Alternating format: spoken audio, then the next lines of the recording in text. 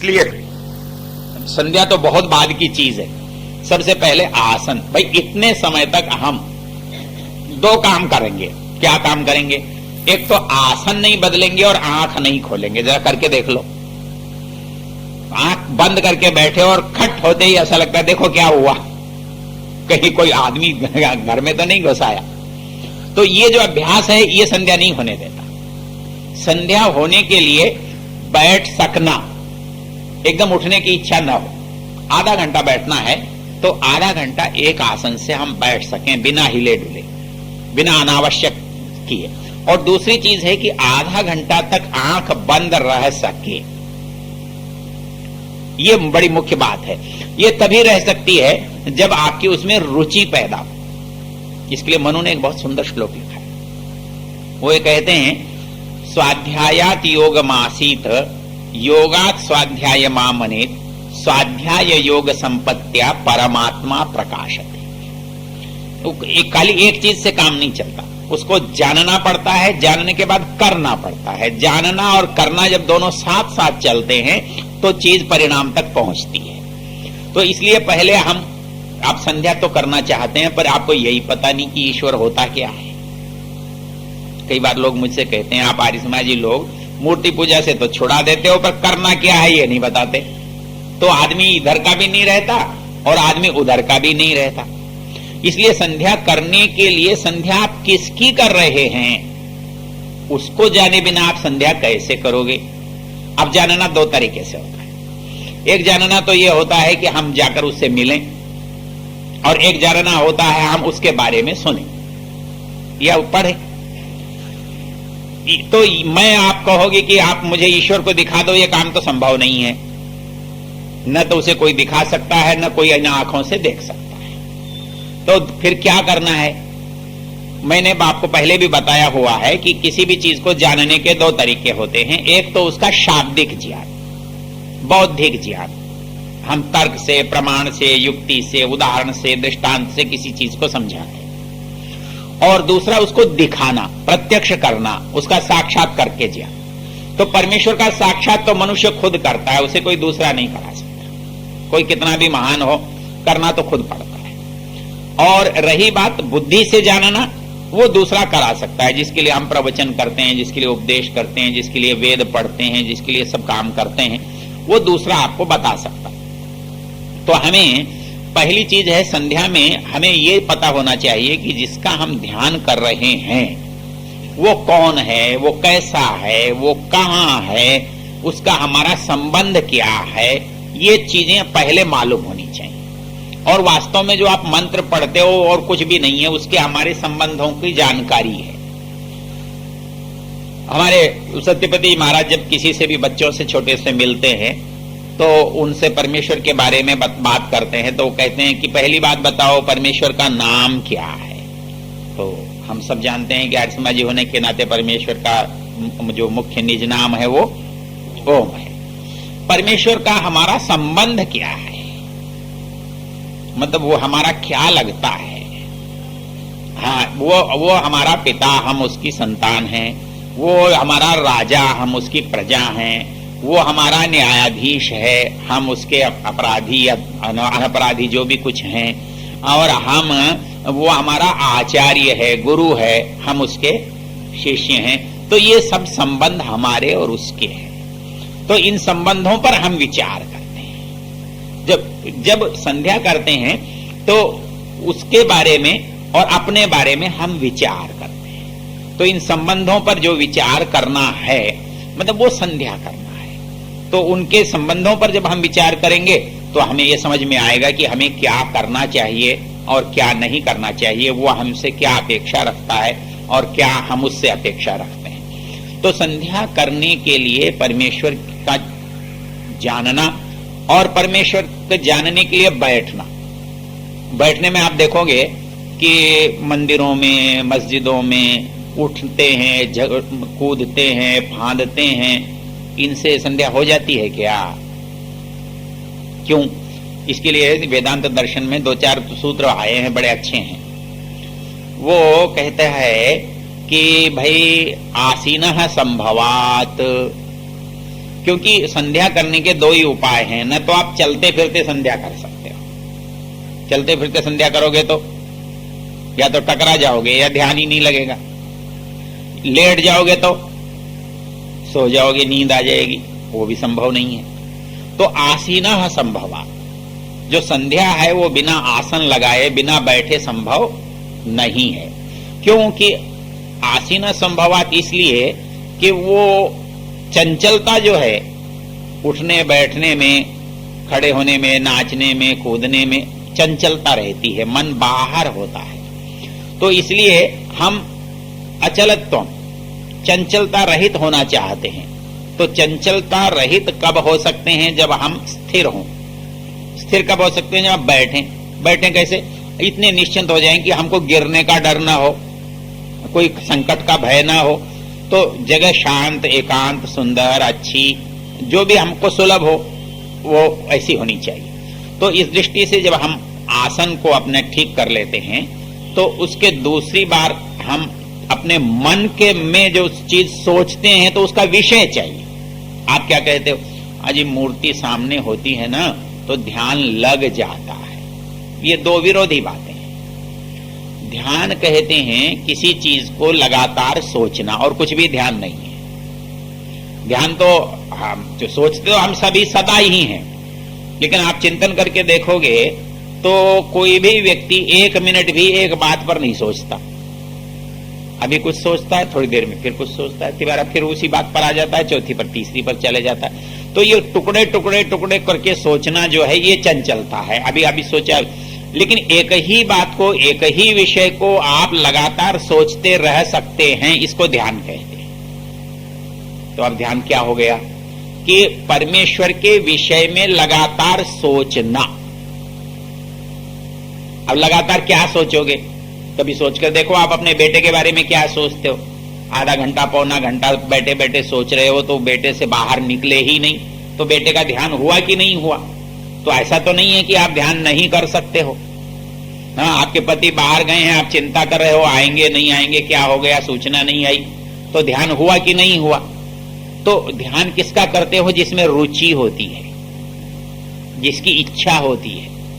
तो परमेश्वर में इच्छा पैदा करेंगे तो ध्यान होगा, परमेश्वर में रुचि पैदा करेंगे तो ध्यान होगा, परमेश्वर हमारी आवश्यकता बनेगी तो ध्यान होगा।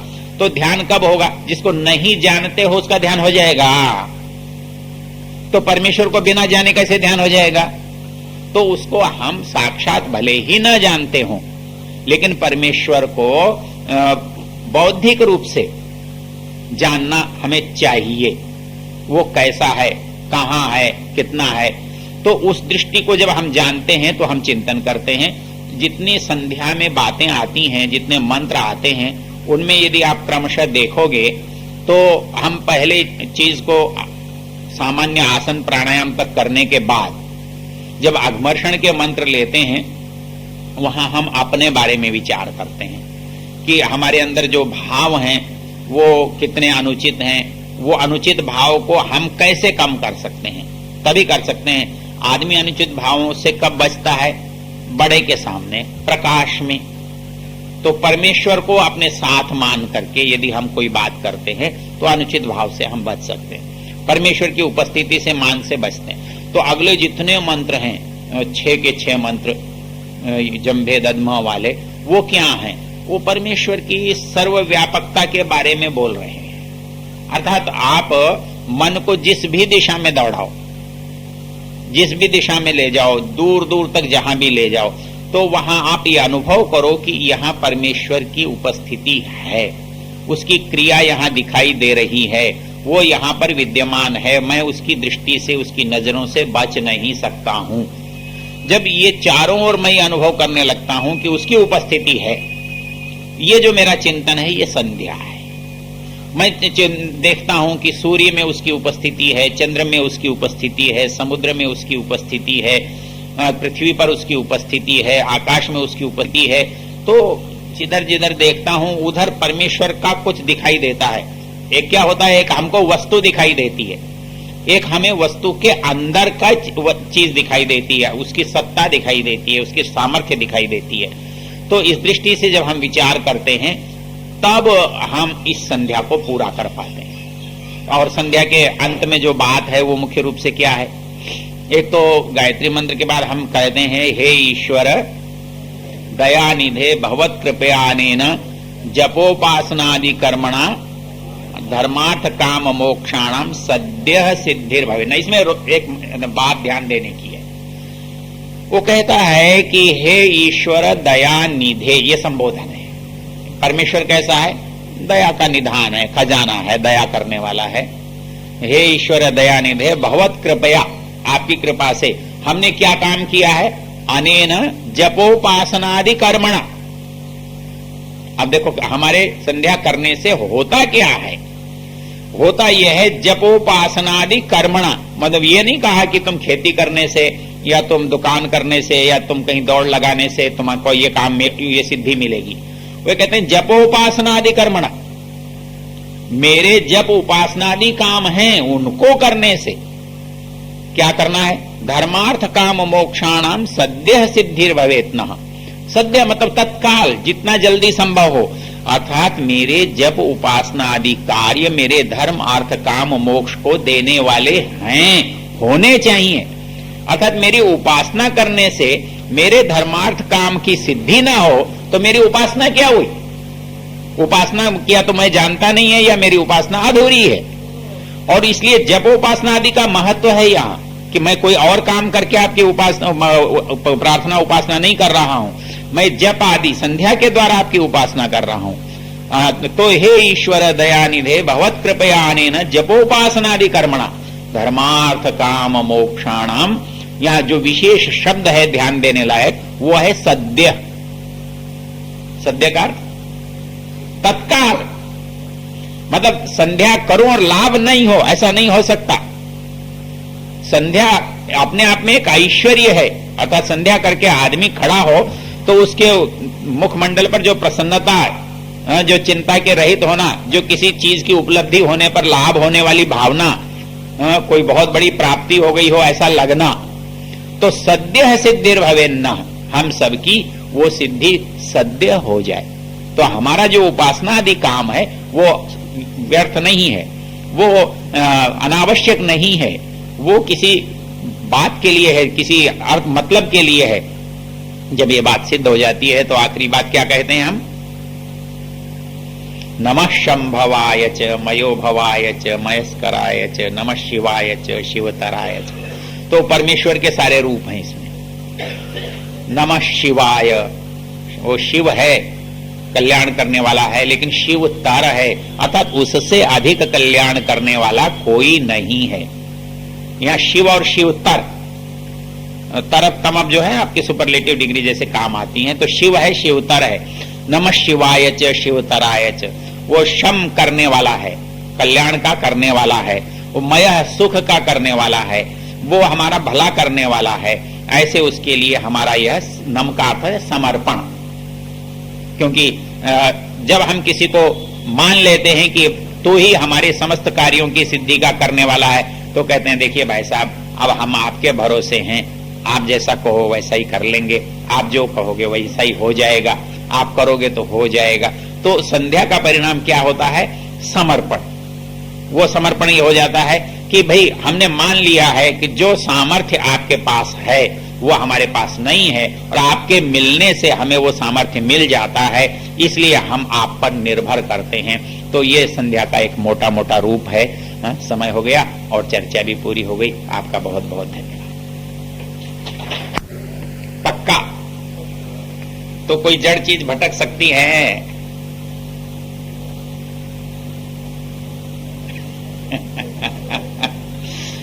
आप भटकना कहते हो तो मन को चेतन बता रहे हो, और सिद्धांत रूप में मन को आप जड़ बता रहे हो।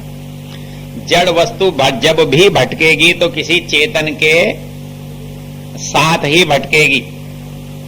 लाठी लेकर आप निकलोगे तो लाठी आपके साथ घुमाएगी पूरे शहर में, लेकिन आप लाठी को कहो कि तुम भटक के आ जाओ, ऐसा नहीं होगा। तो मन भटकता है, इसका मतलब मन नहीं भटकता, आप भटक रहे हैं। जिस दिन आप भटकना छोड़ देंगे मन अपने आप भटकना छोड़ देगा, मटकना बंद हो जाएगा उसका।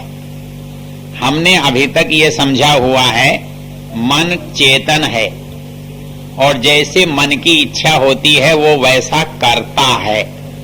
ये कुछ बिल्कुल उस तरह से है जैसे आपने दुकान नौकर के हवाले कर रखी है और आप ये कहें कि नौकर मानता नहीं है, तो कोई पूछेगा सेठ जी फिर तुम दुकान पर क्यों बैठे हो? जब नौकर ही तुम्हारी नहीं मानता तो सेठपना क्या करते हो? तो वही स्थिति हमारी है। हम कहते हैं हमारा मन नहीं मानता। मन इंद्रिय है और हर इंद्रिय हमारा साधन है। हमारा पैर अपने आप हमारी इच्छा के बिना नहीं जा सकता।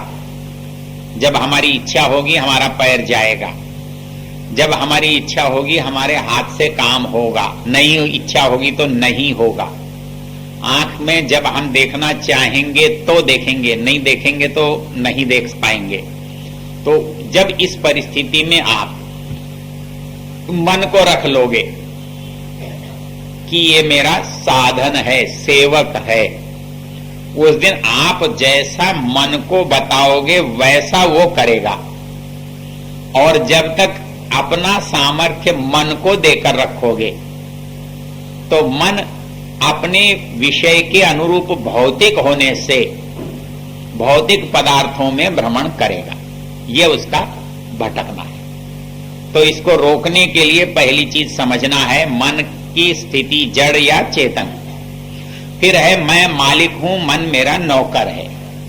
तो नौकर की इच्छा से दुकान नहीं चलती, मालिक की इच्छा से चलती है, क्योंकि उसके घाटे नफे की जिम्मेदारी मालिक की होती है।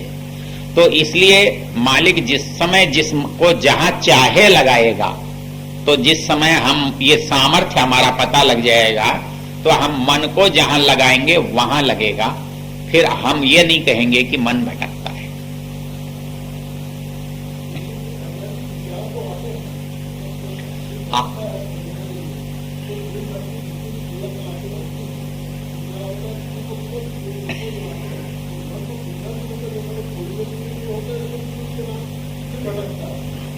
ऐसा होता है, प्रारंभ में ऐसा होना स्वाभाविक है, लेकिन यदि प्रगति हो तो स्वाभाविकता ये कम हो जाएगी। मतलब जब तक हमारा अगला पैर बढ़ेगा नहीं तब तक ये परिस्थिति बनी रहेगी। मतलब इसमें दो चीजें हमारे लिए कारण बनती हैं। एक तो कारण ये बनती है कि हम मन को और अपनी आत्मा को अलग अलग नहीं कर देख पाते, इसलिए मन को ही हम करता धरता समझ लेते हैं। हमारे पास जो चिंतन है, दिन भर हमने जिसका चिंतन किया है वही तो आएगा।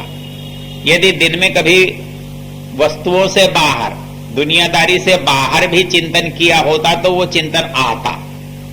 मतलब पहले जिसको आप कहते हो रॉ मटेरियल होगा तभी तो फाइन में काम आएगा।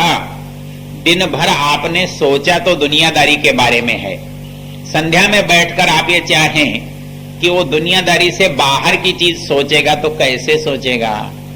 उसकी सामग्री तो उसे आपने दी नहीं है।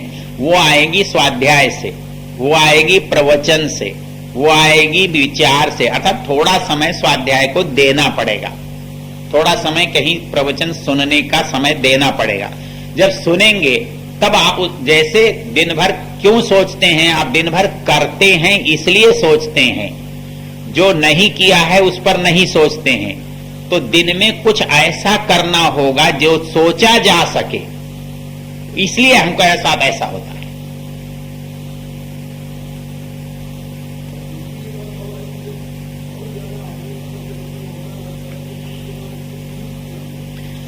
नींद आने में और ध्यान में एक अंतर है। अंतर क्या है? मुझे भी बहुत आती है, इसमें ऐसी कोई दो राय नहीं है। मतलब नींद उसको तब नहीं आती है जब उसमें उसकी रुचि होती है। मतलब नींद में और ध्यान में क्या अंतर है? एक में है नदी को तैर जाना, एक में है डूब जाना। तो आदमी जब जागृत होता है तो तैर जाता है, और यदि होश खो जाए तो डूब जाता है। तो हम सब क्या है? तमोगुण में चले जाते हैं। हमें जाना चाहिए सतोगुण में। जब हम ज्ञान की तरफ जाएंगे तो हम जागेंगे, जब हम तमोगुण की तरफ जाएंगे तो हम सो जाएंगे। तो हम शांत होते ही हमारी वृत्ति तमोगुण की तरफ चली जाती है।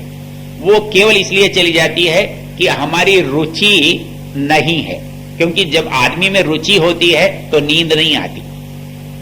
जिस काम में हमारी रुचि होती है हमारी नींद नहीं आती, तो हम उस काम में लग जाते हैं। तो ईश्वर में हमारी रुचि नहीं बनी अभी, और रुचि बनती है उसका महत्व मालूम होने से, उसकी उपयोगिता मालूम होने से। आपको दुकान में काम करने की इच्छा है, बहुत बड़ा ऑर्डर आया हुआ है, आप रात भर लगकर उसको करते हैं, तब आपको नींद नहीं आती, तब लाभ दिखाई देता है, और लाभ दिखाई देता है इसलिए नींद गायब है। तो वैसे ही जब हम संध्या करते हैं तो जब हमारा स्तर सतोगुण वाला हो जाएगा तो ध्यान जरूर लगेगा, और यदि सतोगुण वाला नहीं है तो आंख बंद करते ही तमोगुण अपने आप प्रभावी हो जाता है और हमें नींद आ जाती है। और घाटे का सौदा ये भी नहीं है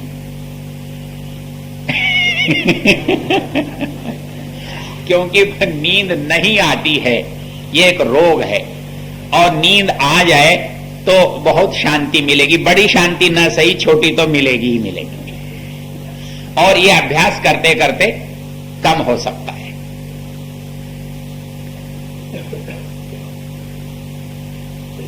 तमोगुण जैसे सतोगुण और तमोगुण का अंतर है। रजोगुण में तो आदमी भागदौड़ में रहता है, लाभ हानि सुख दुख गर्मी तेजी बारिश ये सब है रजोगुण की प्रवृत्ति।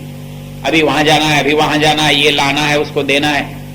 और तमोगुण की प्रवृत्ति है कुछ नहीं करना, और सतोगुण की प्रवृत्ति है प्रकाश ज्ञान हल्कापन। जब शरीर भारी होता है तो नींद आती है, जब शरीर हल्का होता है तो नींद नहीं आती। तमोगुण होता है तभी भारी होता है, इसलिए आंख बंद करते ही तमोगुण हम पर प्रभावी हो जाता है और हमें नींद आती है।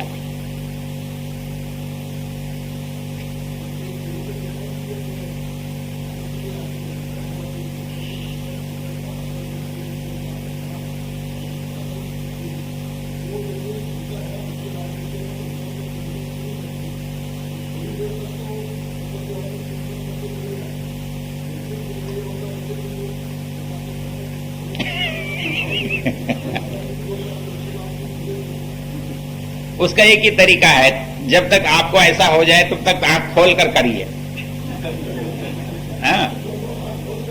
आंख खोल कर करोगे तो केवल उतना रहेगा कि नींद नहीं आएगी। तब उस समय आप कोई चीज गाने की है, परमेश्वर की बोलने की है, या परमेश्वर के बारे में जानने की है, वो कर सकते हैं। लेकिन अभ्यास तो वही करना पड़ेगा, उसका विकल्प तो कुछ भी नहीं है। अच्छा, उसका एक आसान विकल्प है, सर्दी में ज्यादा गर्म कपड़े पहनकर मत बैठना। थोड़ी थोड़ी ठंडी लगती रहेगी तो आपको नींद नहीं आएगी। मतलब ज्यादा आराम की परिस्थिति पैदा करोगे तो नींद आ जाएगी।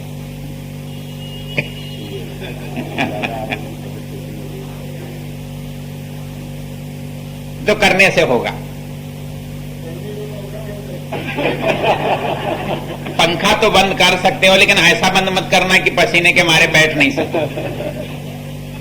सहज परिस्थिति बनानी पड़ेगी।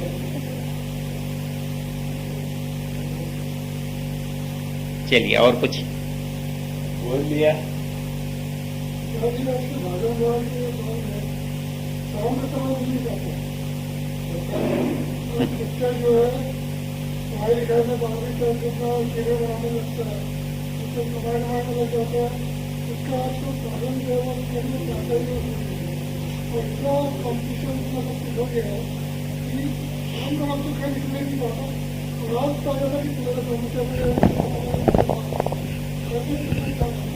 ऐसा है कि ये परिस्थिति बहुत लंबी नहीं चलती, थोड़े समय के लिए तो इसमें आप परिस्थिति को मान सकते हो।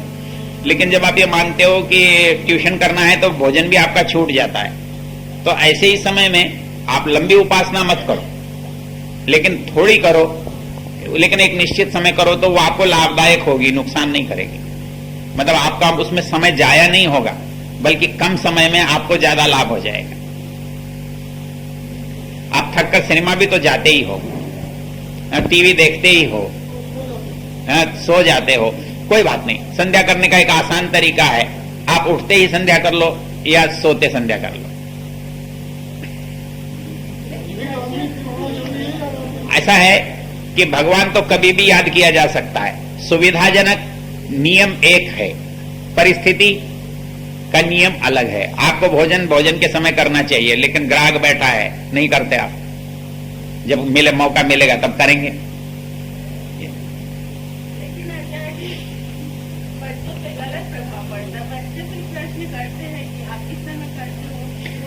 बच्चे बिल्कुल ठीक करते हैं। बच्चों के उसका तरीका तो एक ही है कि आप निश्चित कर लीजिए बच्चों के साथ कब करना है। लेकिन हम तो काम के कारण ऊपर नीचे हो जाकर हमारा, लेकिन बच्चों के लिए समय तो देना ही पड़ेगा। को आप नहीं दे तो दादी दे। बच्चे बोलते हैं कि हम आप नहीं करते तो हमको क्यों बोलते हो टाइम से करते। इसलिए कि ये काम तुम नहीं कर सकते, हम कर रहे हैं, इसलिए कर रहे हैं। अब रोटी तुमको समय पर चाहिए कि नहीं चाहिए। मतलब ऐसा है कि राजा का काम संध्या करने का वो नहीं होता, उसकी सुरक्षा करने का होता है। यदि राजा संध्या करने बैठ गया और दूसरे चोर दूसरे आकर आक्रमण कर लेंगे तो जो संध्या कर रहे थे वो भी नहीं कर पाएंगे। वो अपवाद के लोग हैं, मतलब थोड़े लोग रात को जागते हैं ताकि ज्यादा लोग सो सकें, नहीं तो सारे ही जागते रहेंगे, कोई नहीं सो पाएगा। तो वो परिस्थिति अलग है। लेकिन फिर भी थोड़ा इतना समय तो हम निकाल सकते हैं कि सब बैठकर दिन में शाम को सब जितने लोग सदस्य हैं परिवार में वो बैठ करके संध्या कर लें, बोलकर कर लें, कोई भजन ईश्वर का गीत गा लें, कोई चर्चा कर लें, वो बहुत पर्याप्त होता है। उसमें जो मुख्य हो घर में, दादी हो, नानी हो, बड़ी हो, जो भी हो, जो जितने लोग उसमें आ सकते हो, तो उससे धीरे धीरे अभ्यास में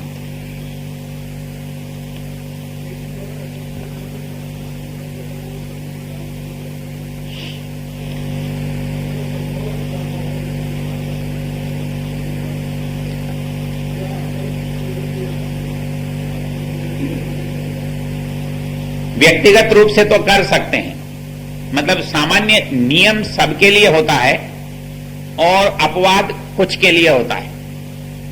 मतलब आप भोजन के समय नहीं कर पाए, नियम है सूर्योदय से पश्चात और सूर्यास्त से पहले भोजन करना चाहिए। हम कितने करते हैं? हमको तो जब फुर्सत मिलती है तब करते हैं। तो अनिवार्य काम है संध्या करना, सुविधाजनक काम है समय पर करना। नहीं मिला वो मतलब नियम नहीं हुआ, वो आपकी परिस्थिति हुई। नियम है करना, मतलब उसका विकल्प नहीं है।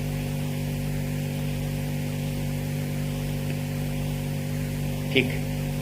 ज्ञान तो सभी को अच्छा गलत नहीं और बुरा, मगर बुरा की परिस्थिति कर जाए। ऐसा है कि बुरे का पलड़ा भारी होता है, हमें उसमें ज्यादा लाभ दिखाई देता है। आदमी जिसको लाभदायक समझता है उसकी ओर जाता है। उसे अच्छे का लाभ अभी पता नहीं है, लेकिन बुरे का लाभ उसको तत्काल सामने दिखाई दे रहा है, इसलिए वो उसको नहीं छोड़ पाता है। ये संस्कारों के कारण से होता है। मतलब ये संस्कार हमारे मन में बैठे कि अच्छा महत्वपूर्ण है और बुरा कम महत्वपूर्ण है, या बुरा दुख देने वाला है। जिस दिन लगेगा कि ये दुख देने वाला है उस दिन छोड़ेगा। मतलब आदमी ईमानदार है और बेईमान है। बेईमान क्यों है? उसे लगता है कि अभी थोड़ा कम तोला 100 रुपए हाथ में आ रहे हैं, लाभ तत्काल दिखाई देता है, इसलिए बेईमान है। लेकिन यदि उसे ये लगे कि मैं बेईमानी करूंगा तो मेरा संस्कार बिगड़ेगा, तो संस्कार बिगड़ेगा तो मेरा चरित्र बिगड़ेगा, तो मेरा परिवार में कष्ट होगा, इतना लंबा सोचेगा तो नहीं करेगा। तो इसलिए वो सोचता नहीं है, तात्कालिक लाभ देखता है, इसलिए करता है। उसके लिए तो विवेक ही काम करता है। मतलब उसको बात को समझाना पड़ता है कि लाभ वास्तव में किसमें है। एक तात्कालिक लाभ है। यदि किसान ये कहे कि मैं बीज को पीस के आज ही खा लूं तो रोटी मुझे आज मिल जाएगी, लेकिन बीज चला गया तो अगला साल ही चला जाएगा। वही अच्छाई और बुराई का अंतर है। तो उसको हम समझेंगे तो समझ में आने पर हम कर सकते हैं। जैसे कि आपने कहा कि विचार शून्य होना और विचार आना, विचार शून्य होना ही मतलब यानी कि समाधि है। विचार शून्य होना नहीं कहा मैंने, विचार का निरंतर होना। विचार निरंतर होगा तो चंचल होगा मन। चंचल तो उपासना में मन नहीं लगेगा। नहीं, ऐसा है। एक इन्होंने कहा कि विचार आ रहे हैं, विचार भिन्न भिन्न आते हैं। विचार का मतलब संध्या से भिन्न विचार। भिन्न विचार। हाँ, मतलब मैं बात तो परमेश्वर की कर रहा हूँ, परमेश्वर के बारे में ही सोचता रहूं तो वो भिन्नता नहीं कहलाएगी। हाँ, तो विचार शून्य नहीं होना, विचार ही ज्ञान का रूप है। ऐसा है। ऐसा है कि हम ईश्वर के चिंतन में ईश्वर को ही मुख्य रखें, ये ध्यान है। ईश्वर से भिन्न वस्तु को ना आने दें। यानी ज्ञान जो है विचार के रूप में ही मिलेगा, विचार शून्य नहीं होना। विचार शून्य हो, आप परिस्थिति बनाओगे तो वो जो परिस्थिति है, ऐसा भी कहीं कहीं ध्यान की परिभाषा में मिलता है, लेकिन वो आपके चिंतन का विषय नहीं बना तो काम नहीं आएगा। वो तब हो सकता है जब विचार करते करते आप स्वतः ही विचार शून्य हो जाए, अर्थात एक ही विचार में डूब जाए। ऐसा तब संभव। ठीक आते हैं, और इसलिए आते हैं कि जो काम हम करते हैं ना, उसके विचार आते हैं। जो चीज तह में ऊपर होती है वो पहले आती है। तो विचार करते करते उसके पर भी विचार करने का यदि स्वभाव बनाएंगे तो वो भी विचार आ जाएगा। जब ये विचार आता है तो वो भी विचार आ सकता है, लेकिन इसकी सामग्री तो हमने बहुत इकट्ठी की हुई है, लेकिन उसकी सामग्री हमने इकट्ठी नहीं की हुई है, इसलिए वो कहां से आएगा, ये बात। तो सामग्री जो इकट्ठी करते हैं वो आंखों से देख के, बुद्धि से, हाँ। और मन से होता है। हाँ। इन सब कपाट को बंद कर दो, डिस्कनेक्ट करने के बाद आप चिंतन करना है। ऐसा है कि सामग्री को लेकर चिंतन करोगे कि सामग्री को छोड़कर चिंतन करोगे। जब आपने स्वाध्याय किया वो संध्या के समय तो नहीं किया था ना, तो स्वाध्याय किया, उस पर चिंतन करोगे वो संध्या के समय करोगे। तो आप मंत्रों के अर्थ का चिंतन करोगे वो संध्या के समय, लेकिन मंत्रों का अर्थ पढ़ोगे कब? स्वाध्याय के समय, क्योंकि उस समय आप पढ़ोगे तो चिंतन नहीं करोगे, केवल पढ़ोगे। लेकिन जब पढ़ चुके होगे तब उसका चिंतन करोगे, तो चिंतन का जो समय है वो संध्या में